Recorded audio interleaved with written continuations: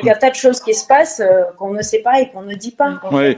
Donc, ce que vous dites, vous, attendez, ça m'intéresse. Ce que vous dites, vous, ukrainienne vivant en France et qui revient régulièrement en Ukraine, c'est que finalement, les Occidentaux ont une vision un peu idéalisée avec le méchant ours russe et la gentille démocratie ukrainienne. Vous dites que c'est pas si simple que ça.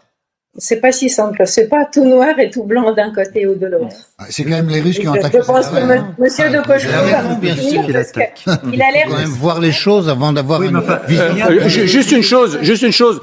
Les proches que vous connaissez, qui sont en votre famille, qui est aujourd'hui en Ukraine, j'imagine qu'elle traverse des heures difficiles et qu'elle est aussi en train de fuir ou de se déplacer devant l'avancée des troupes russes. Il reste à Kiev.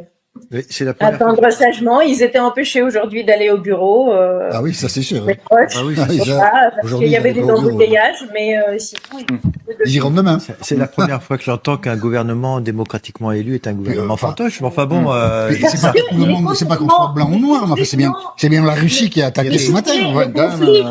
Est-ce que ça veut dire qu'il y a aujourd'hui à Kiev, je dis pas dans le Donbass, à Kiev, des Ukrainiens qui sont assez contents que les Russes interviennent? C'est ça que je dois comprendre de ce que vous me dites? Absolument.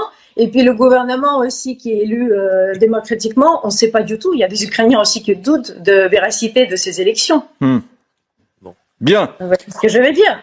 On doute de beaucoup de choses.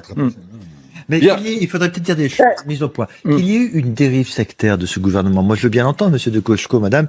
Peut-être y a-t-il eu des dérives sectaires. Peut-être il y a eu effectivement des assassinats de journalistes. Mais je vous rappellerai qu'à Malte, on a aussi assassiné une journaliste. En Bulgarie, on a aussi assassiné des journalistes. Eh bien, c'est pas pour autant que on va envahir Malte, on va envahir la Bulgarie. Voilà. Donc on n'est plus au temps de la Hongrie en 56 ou de la Tchécoslovaquie en 68.